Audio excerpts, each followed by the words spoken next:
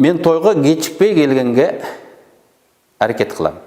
Ал күні да белгіленген саатта келіп, столда аялым Айгүл экөөбүз көпкө жалғыз отырып қалдық. Уюштуруучулар келіп, жаныңызға Бабанов келіп олтырат деп мага эскертип кетишти. Ошентип мен де кокуйуп, Бабановду бүгүнкү бийлик жаман көрөт эле. Бабановго 1 эмес 8 иш козголуптур.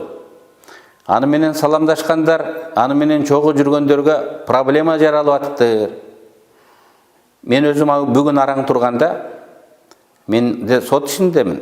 Менин сот ишим бүтө элек. Мен эртең камалып кетишим дагы мүмкүн. Ушундай ашыкча проблеманын кереги барбы деп качып кеткенге менде жарым саат, 1 саат убакыт болду. Той ээсине куттуктап, берчү конвертинди берип, ичим ооруп атат эле, башым ооруп атат эле деп сылтоолоп качып кетсем, эч ким байкабай да калмак эмес. Бирок андай коркокулукту эки адам байкамак. Мен жана менин аялым. Мен андай коркоктукка бара албайм. Эгер барсам, өзүмдү өзүм кечирмек эмесмин. Бабанов тойдо сөз сүйлөдү. Сөзүндө достук, шерт жөнүндө көп айтты. Башыма кыйын түшкөндө кимдин ким экенин билдим. Жанымда кетпей курчап жүргөндөрдүн баары кетти.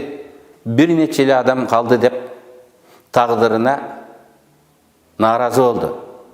Анысын элден жашыра алган жок.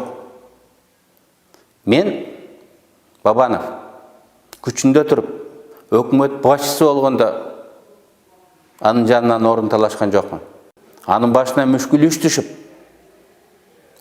өлкөдөн чыгып, өз жеринен кете албай бозгун болуп жүрүп, Кыргызстанга келгенде үстүнө 8 иш козголуп, күнүгө суракка барып турган убакта, өзүмдүн башымда мүшкүл турганына карабастан, анын жанында отурушум керек.